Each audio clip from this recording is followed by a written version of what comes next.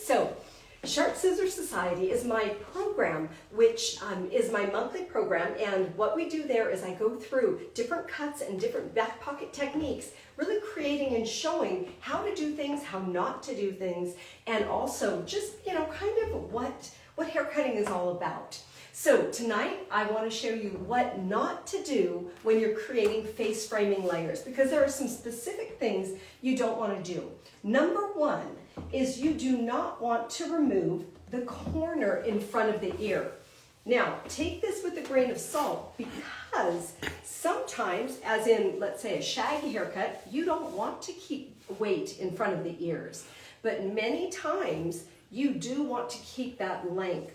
How many of you have seen the woman walking down the street and she's got hair about to here in the front, and she turns around and it's way down here in the back? So what's been happening is we're taking off the corner in front of the ears. It's very easy to do. So when you're creating your face framing, what you need to do is you need to make sure that you are not removing the length right here, because this area right in front of the ear, that is what falls in front of the shoulder. So the hair in front of the shoulder needs to remain the same length as the hair in the center of the back, if you want to keep a nice strong line throughout that cut. So that's number one. Don't do that. Number two that I don't want you to do is I don't want you to move the hair differently from side to side or distribute it differently. What I mean by that is when you pull the hair forward, let's say we take a parting and we pull the hair forward on one side, and we may over direct it further than we do on the other side. So let's say one side we over direct really far, and one side we keep a little bit closer to natural fall. So one side is pulled forward and one side is closer to where it lives, closer to home. So what do you think happens when we do that? The hair that's traveled further has to move further to go back home. The hair that's just in almost natural fall will be heavier. One side will be lighter, the other side will be heavier.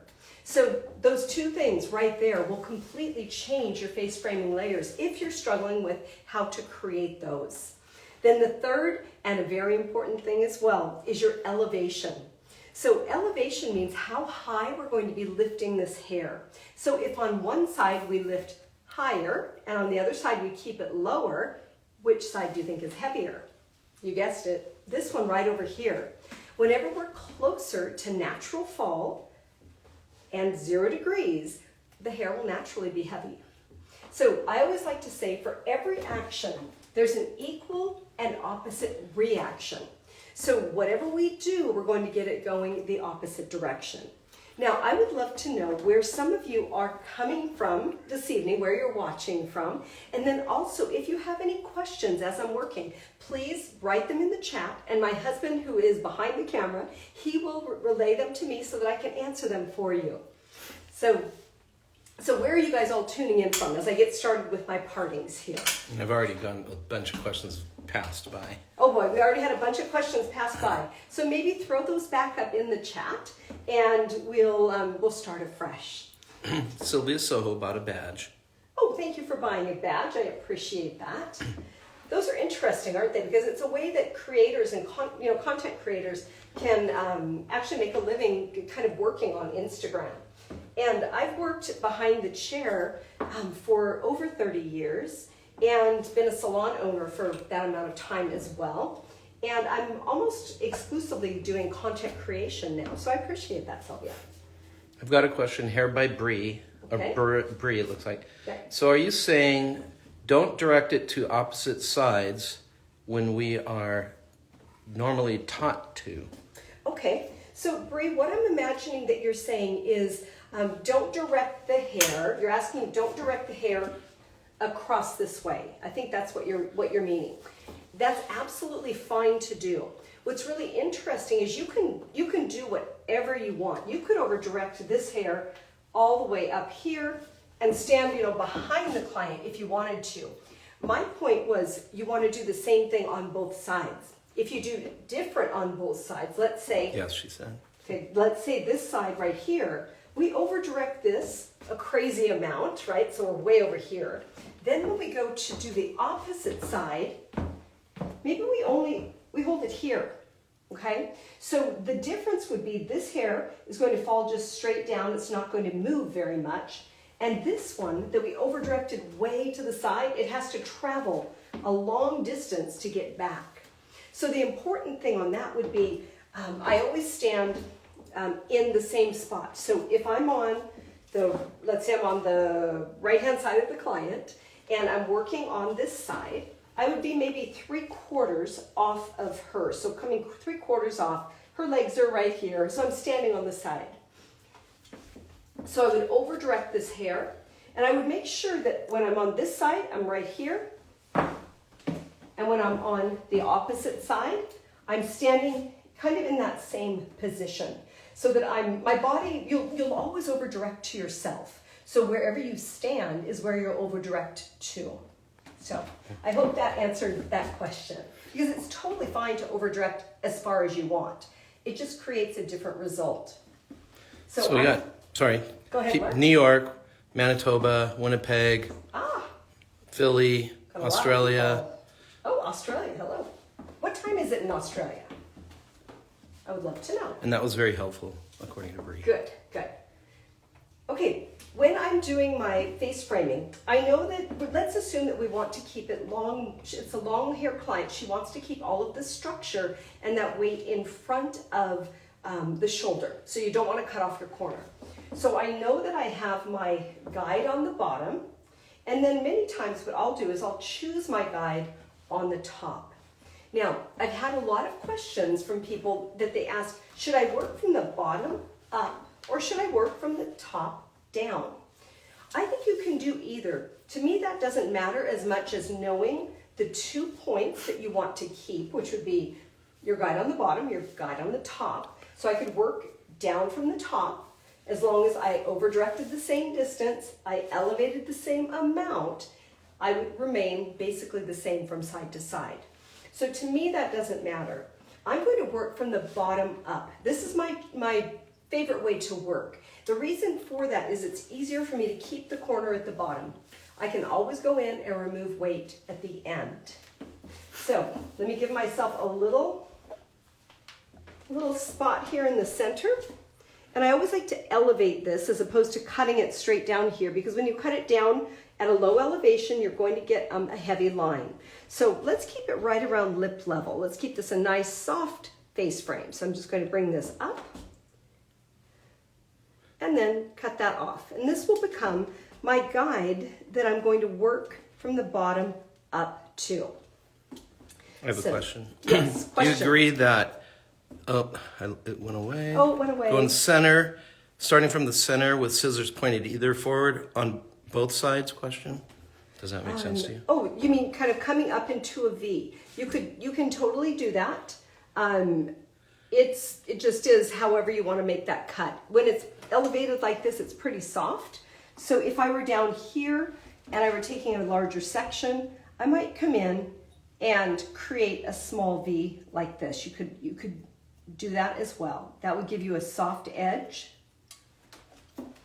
And you can work down from that. Okay, so here we go. I'll turn her, Mark. There we go. I'm going to over direct this forward. And I can see my spot that I want to move to. And so my angle is going to be basically from my guide up to that point. So I'm going to work with my elevation. So this would be considered low elevation. Whenever you're working in low elevation, you get a heavy effect. If you want a lighter effect, elevate. So here we go. I'm going to elevate a little bit because we want it to be a little bit lighter. I can see my guide right here. I'm going to point my scissor directly, get out of my wedding ring there, directly at the spot I want to go to. Okay, I can see there's my guide right there. Melbourne, 2 a.m. in England. Ooh. A lot of South Carolina. 2 a.m. What are you doing up? Okay, so coming up there. So now what I have is I have a nice even line that when it drops down and back, you can see that swinging back. I still have my corner right at the ear area. Now the trick, of course, is to get both sides the same. So. Someone wanted to know if we have a yearly membership. We did have a yearly membership, and we've contemplated doing that again. But we have a monthly membership, and it's $14.97 a month. US. And first let me do this, and then I'll keep going on that. So I'm making sure that I'm over directing the same amount. So I'm coming forward with it and then elevating up. And now on this side, I'm going to be working from the bottom up, and notice I can only cut a certain amount. So it's my scissor that's creating the angle instead of my fingers. So it's almost like creating a V. So my hand is holding and the scissor is in a V. Aloha from Hawaii twice. Aloha. They love you in Canada. Canada, are you in Toronto, Ontario? Vancouver. Vancouver. Coming up here. What were we talking about? Membership. Okay, so first let me do this. Let me show you this. Okay, so this is travel back and down. And then the points that I will always check is I will always check to make sure I'm even at the bottom. And then on a client, I'll usually take the further most, where it comes forward the most, right there, right underneath the recession. And sometimes they match, sometimes they don't. Let's see how we're doing today. Oh, look at that. Almost. Well, there we go. I could cheat it and pull it over here, but I'm a little bit longer on my right-hand side, which just means my ankle was slightly steeper and it was a little flatter over here. Calgary, Toronto. Hello, Calgary. I'm going to be up in Toronto doing a show for KMS in April, I believe it is. So, and tickets, I know we're doing 2 days, and tickets can be purchased through the Cow Academy. So that's KAO, Cow Salon Division. And there's a beautiful academy in Toronto. Won't you be on the west coast of Canada? Yeah, I'm going to be on the west coast of Canada as well. So I'll be there in Vancouver. And that's the same, it'll be the same show. And if do you guys know Jacob Kahn? We do a cutting program. It's going to be hands-on cutting program for you guys up in Canada. So, okay, there, that feels better. So let's talk just a touch about that membership. It's $14.97 a month, and you can cancel at any time, not that I think you want to. There's over, is it 85? 82 or 85. There's over like 82 videos in there right now. And what I do is I take my back pocket techniques, you know, like the channel cutting. I posted that 2 days ago or yesterday, where I cut right on the scalp with my texturizers. I go over how I do that, why I do it, when you would, when you wouldn't, and kind of go over all the do's and don'ts of those back pocket techniques. So I call them expanded back pocket techniques. And then once a month I go live on Zoom, and that's an hour-long class where we're covering all the techniques that we did that month. And then I'm doing one live like this where my members get to know in advance so they can plan it into their schedules. So that, and then you get 15% off all education that I teach, and I'm going to be, where am I? Atlanta. I'm in Atlanta in July. In July, I can't keep track. Atlanta in July, the ABS show in April. Chicago, America's Beauty Show, in April, and then Ohio. I'm going to be in Ohio. Columbus. In Columbus, Ohio. Okay, so right here, I'm just coming on top of my guide, and I can see my guide pretty well. Now, if you shift where you're pulling the hair, your guide will look a little bit frayed or a little softer. So what you want to do is you want to be able to move, you know, redistribute the hair so that you can always see a pretty strong guide that you're working on. You'll be able to see it on this other side. Right here. Someone asked, IBS New York? No, I'm not doing the IBS. I looked at those, but we're going to be doing a scissor booth. So we'll have my angel blades. Okay, I can see my guide right there. I don't know if you guys can see that very well, but it's right underneath there. And it was just a lot to do the whole thing. It's a lot of, it's a big project. And I was just doing my my calendar events for the year. I have a big bulletin board, and man, it's busy already. So There's a desperate mom who wants you to do a private cut for her in Atlanta. oh, a desperate mom. Hey, there's a great salon. Candy Shaw's salon. Jamison Shaw. Jamison Shaw. Thank you. I'm like, what is the name? Jamison Shaw. And they have amazing hairstylists there. And then also out in Roswell, Jacob has his salon out there, Jacob Kahn. And either him or Ben are fantastic cutters, Ben White. So, okay, here we go. So now what I like to do is I like to not necessarily look at the line that I've created, but rather the opening. And so I'm going to kind of take a look at this. I'm sorry. Uh-oh, do we got I'm another getting question? things that say request to join. Oh, yeah. Nobody's joining me today. I'm sorry. Okay. I think I forgot to push that button. Okay, so here we go. And I'm just going to take a look at the opening that I've created and make sure that that is looking good. And I'll do this on a client, and I always have them stand up. Did you notice I put the mannequin up? I like to be able to see from a different perspective. A great mentor of mine always says, when you change the way you look at things, the things you look at change. And that's Vivian McKinder, and she's just fabulous. But I always like to stand my clients up so I get a different viewpoint of them. So we can see that, and then just kind of how that's framing the face. And it's just nice, casual type of effect. If I had wanted it to be a little bit lighter, I could have elevated it higher or over-directed it more. I could have worked with a razor from the top down and really shattered it out. But the basic principles of working with face framing are you need to know where you're going to and where you're starting. So you need to know where your guide is.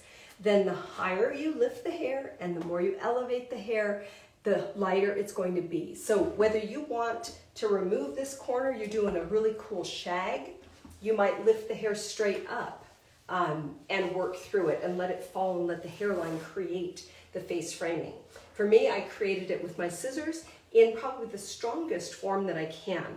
One tip that I love, and I did this, I posted it a little while ago, is if somebody has a really soft recession, or strong recession, meaning they don't have as much hair as this mannequin, and they have like a big hole right here, and that'll cause you to have kind of this one length, kind of a chunky effect right in the front.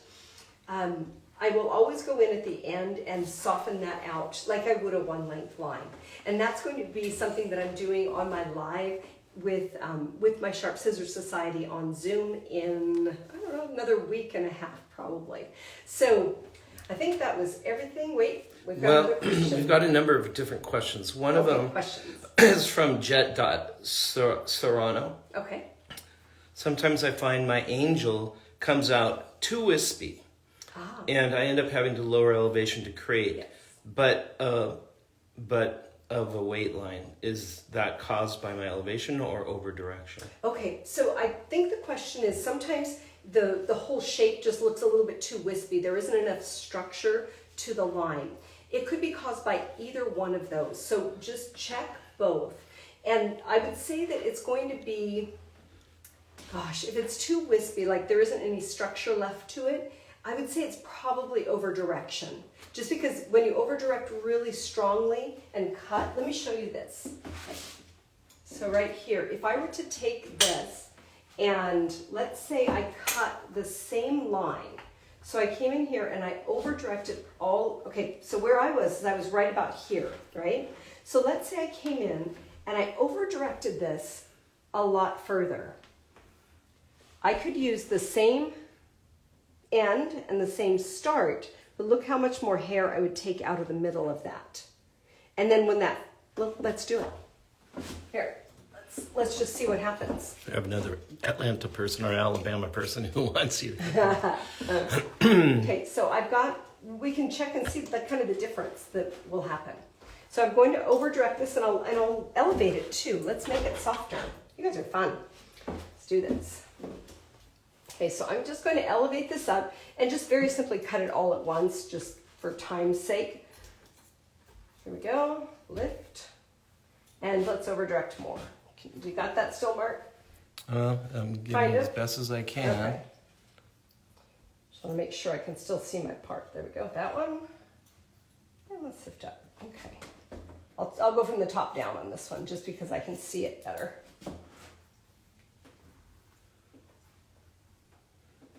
Okay. So we should have basically the same start and the same end. And let's take a look at what happens there. Okay. So we have the same ending, same starting point, but look at how much less hair. Let's shake this baby out. My hair's on my face today. Okay, and raise her up. Another thing that it can be is just the hairline itself doesn't have a lot of structure to it, in which case I would hold it closer to natural fall and 0 degrees. Yeah, you can see how much heavier this side is and how much more softness this side has. So I don't know if that answered your question or not, but I think that it's always interesting to do different things, especially on mannequins, because they really don't care. They couldn't care less. Someone wants to know if you know anyone in Everett, since Jazz is now too far away. Oh. Whoever that was. Everett. Lake City's best. Eric Soranto. Oh yeah, there's Eric Soranto in Lake City, and he's great. He's a good friend of mine. We educated together many years ago.